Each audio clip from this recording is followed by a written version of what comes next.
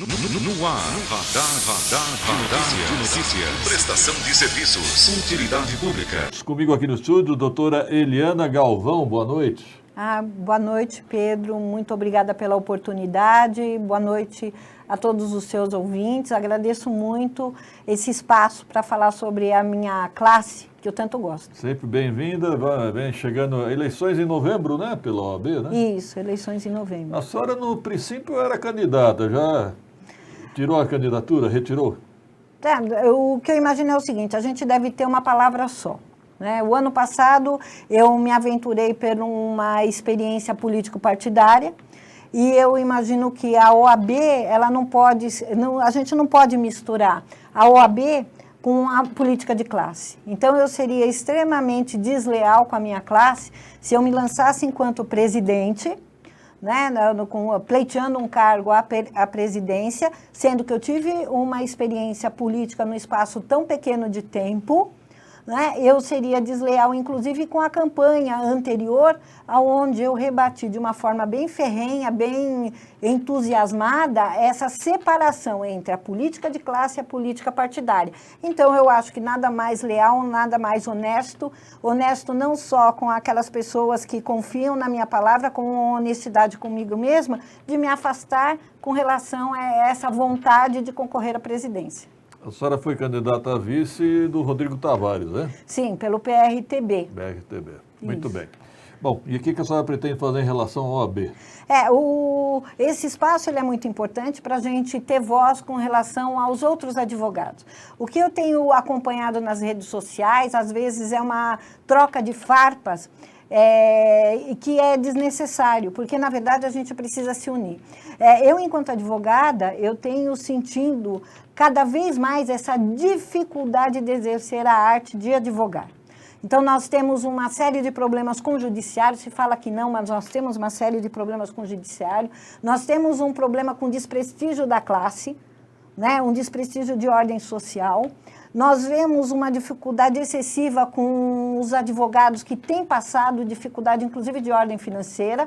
Obviamente que eu tenho 34 anos de profissão, então eu me estabeleci, então eu sei como é duro, mas existem pessoas que estão iniciando e pessoas que não tiveram a ordem, a sorte, eu não sei se isso pode dizer, é sorte, a união da capacidade, né, com a oportunidade, mas alguns que não tiveram o sucesso de ordem profissional e têm sentido. Eu acho totalmente descabido um advogado cobrar R$50 para fazer uma audiência, que são os audiencistas. Eu acho totalmente descabido a OAB ou qualquer outro ente vinculado à nossa classe se preocupar com auxílio. Se ela está se preocupando com auxílio, é que tem algo errado, tem algo muito errado, e a gente não pode se calar. Então, quando eu pedi a você essa oportunidade de falar, porque eu sei que você atinge uma população enorme, eu sei que você tem uma audiência muito grande, é para falar que é um momento de nós, advogados, nós precisamos nos unir, não brigar. Porque a população ela precisa sentir essa segurança, ela precisa compreender que o advogado ele está aqui porque ele tem uma função social. A OAB ela não tem dono. A OAB ela é um conjunto de profissionais que em 1930, quando a OAB foi criada, ela foi justamente para isso, para que a gente tivesse uma função social. Tanto é que Getúlio Vargas, ele deu liberdade para que a gente pudesse atuar. Isso tem perdido o brilho. Né? Então, eu e tantos outros profissionais têm contato com pessoas ligadas ao judiciário e o judiciário zomba da advocacia. E a OAB faz o quê? Já me falaram o seguinte, não, mas a OAB tem o seu papel, tem as suas comissões, ela tem um trabalho, ela tem protegido a advocacia. Então, tem algo errado, porque eu não tenho sentido isso. Né? A advocacia, ela precisa de prestígio e respeito. Né? A partir do momento que ela tem respeito, ela é temida. Então, a OAB ela precisa procurar isso, que nós sejamos temidos, porque nós temos uma função de ordem social, de proteção à sociedade, de fiscalização. Quando você lançou e falou que eu viria ao seu programa, um dos seus ouvintes fez ali uma interlocução dizendo o seguinte, o que a OAB faz com relação às charretes, com relação à Proguaru, com relação... Né? A OAB, ela se cala, nós não podemos nos calar. né? Nós não podemos ter medo. Obviamente que quando você se candidata à presidência da OAB, você vai fazer tráfico de influência. Eu seria muito imbecil, é um termo forte, de falar que não se vai fazer tráfico de influência. Sim, porque eu sou conhecida, a OAB, ela é um órgão extremamente forte, ela dá visibilidade ao profissional que está à frente, né? É óbvio que dá. Atrai clientes, né? Atrai clientes, é óbvio, qualquer um. Nós seríamos muito infantis se não pensássemos dessa forma. Seria ingenuidade. Porém, nós temos uma função, e antes de eu atrair clientes, antes de eu ter visibilidade, eu preciso que a minha profissão tenha respeito, e ela não tem, né? Se falam que tem, então tem algo errado com a minha atividade profissional. Mas a senhora concorda com essa crítica do cidadão, que a OAB ela está muito silenciosa, não? Sim, eu não digo nem em nível municipal, eu digo em nível estadual e inclusive federal. Nós temos trabalho, então cadê o trabalho? Cadê a publicidade desse trabalho? Cadê a grandiosidade daqueles que estão à nossa frente? Porque nós os elegemos para que eles façam isso, né? Então, quando eu falo, ontem eu vi uma série de discussões nas redes sociais, então alguém com muito respeito, um profissional que eu respeito muito, ele disse, não, a gente precisa se unir, nós precisamos de liberdade. Guarulhos não tem sede própria. Foi o doutor Clóvis Brasil Pereira. Sim, é um homem muito sério, Muito um homem sério. de visão, um homem que formou já muitos advogados dentro do nosso município, e ele tem razão. Ele tem razão, não tem? Tem. E na eleição anterior eu falei isso. Eu falei, é óbvio, nós não temos sede própria. Aí me falaram, nós temos quase 7 mil advogados vinculados à nossa subseção. Nem todos, obviamente, não advogam dentro de Guarulhos. Nós só temos 2 mil que arcam com as anuidades. 2 mil daria aproximadamente 2 milhões de reais. Não, se for. Me falaram isso. Eu não acredito que seja real, porque hoje eu vasculhei o site da OAB estadual, eu vasculhei o site da Transparência, então eu preciso ter noção de que nós temos inadimplência, não aparece.